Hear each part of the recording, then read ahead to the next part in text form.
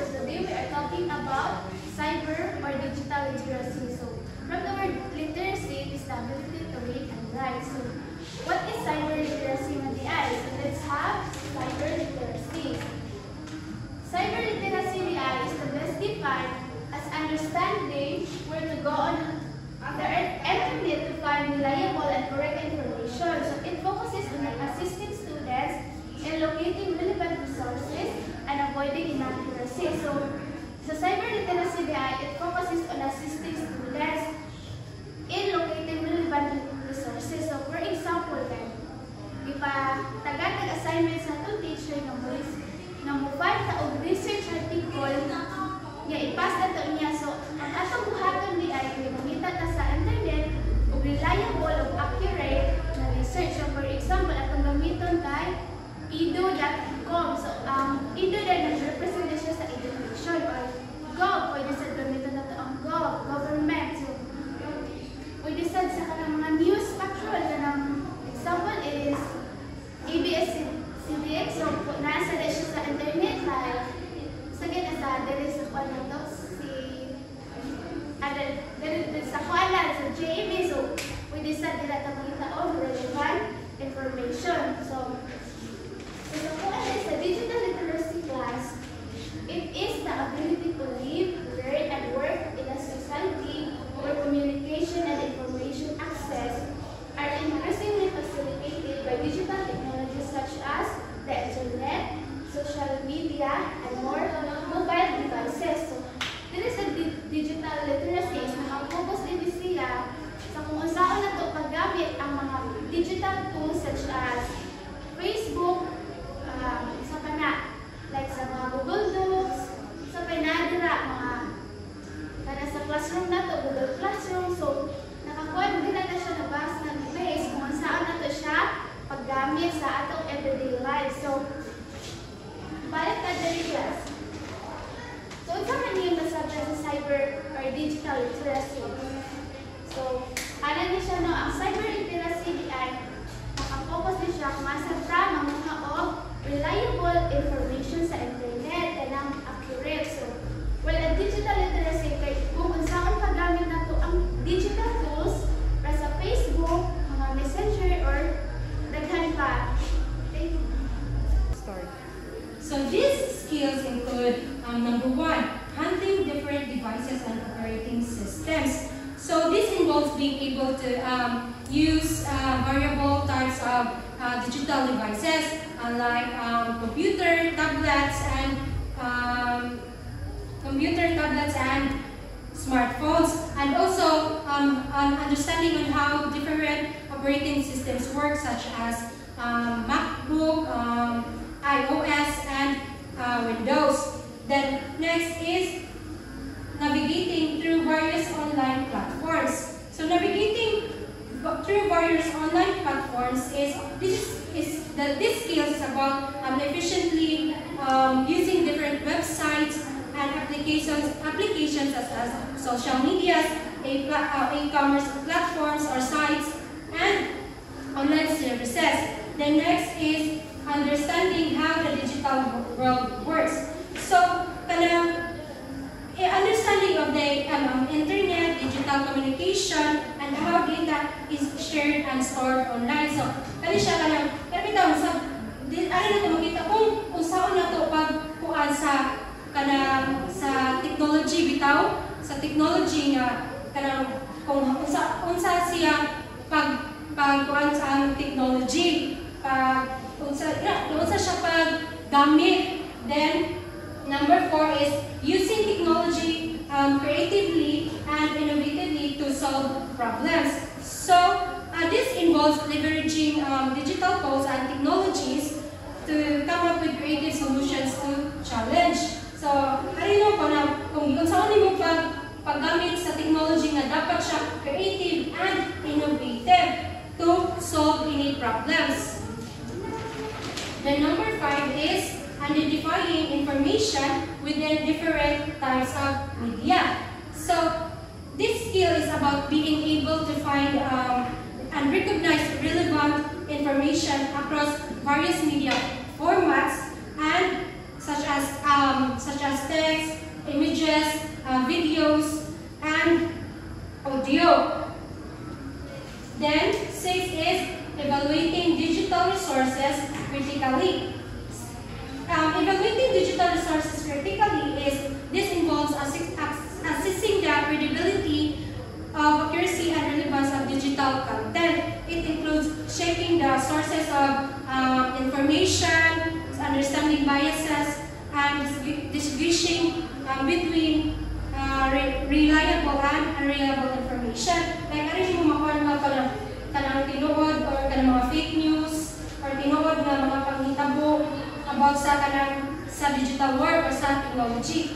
Then 7 is recognizing and handling digital threats. Yes, kani importante sa din siya mga skills kay ari na tumakuha na kanang mga aware ta sa potential online threats like viruses, or katong phishing, or katong mga scams, kanang mga data breaches, and knowing how to protect oneself from technology or from the social media.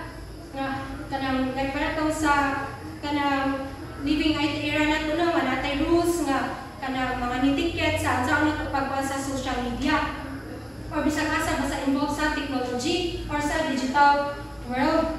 Then 8 is using digital tools in a safe and ethical way. Yes, guys, kanang using digital tools in a safe and ethical way involves understanding and following best practices for online behavior such as respecting privacy, avoiding plagiarism, and using digital tools responsibly. Yes, kanang usa sa dinawa, kanang dapat kibata asa ta mululugan paggamit sa social media, kanang sa technology nga, kanang sana dili ta magpataka o gamit. The 9 is creating and sharing information effectively. Because this skill is about producing digital content like documents, presentations, videos, and social media posts. So, and sharing it effectively with others.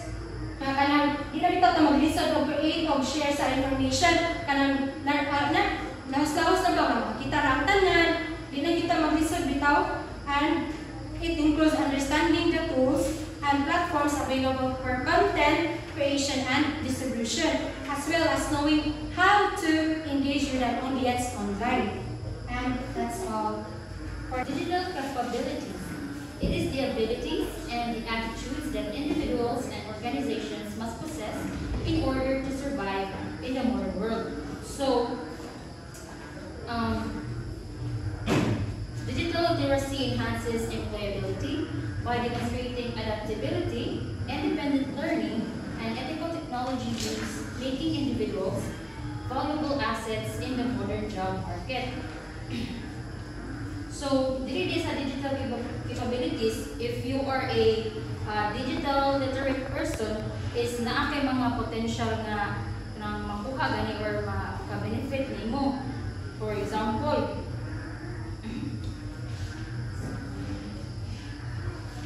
you will show versatility and ability to pick up new skills and behaviors, wherein it displays high ethical, responsible, and culturally aware behavior when it comes to technology and the law. When it's digitally literate person is ethical, responsible, and culturally aware in their interaction with others, your employability is directly influenced by your digital literacy skills, wherein employers are searching for proof candidates, digital literacy, and those who can function well as independent learners are more likely to succeed in the job market and their future jobs.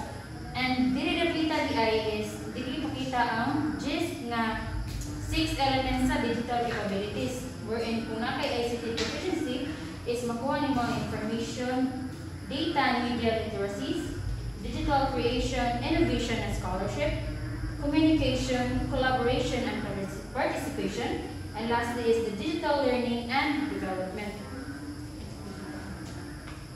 Alright, so now let's tackle the importance of cyber and digital literacy.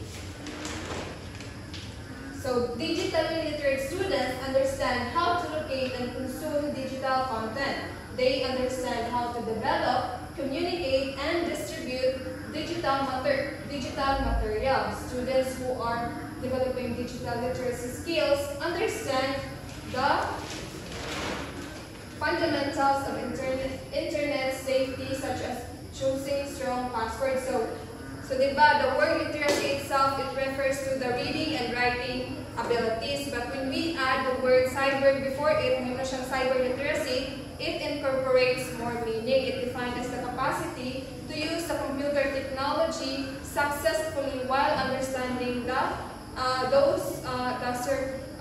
consequences of those actions. So as a college student, just like what we use money every day and knowing how it works, we should also need to know how to use technology as well. It is important for us to know how computer works to protect our data, find information faster, and avoid phishing. So the reason why it is important, it's because if you are digitally literate students, you can develop the skills to understand the fundamentals of internet safety, such as choosing strong passwords. So, wala ka nga dapat sanay magbuhat ka o strong password na dili masuon sa uban, dili siya maha. And of course, if you are digitally literate students, you know what to publish and what not to share on social media. Diba na kung sa'y dapat dili share, kung sa'y dapat dili i-post sa social media in order to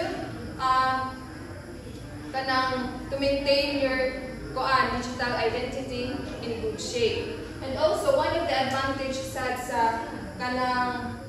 if you are digitally literate student is that you are aware of the danger of cyberbullying and you can work to stop the current bullies as well. So that's all. Thank you.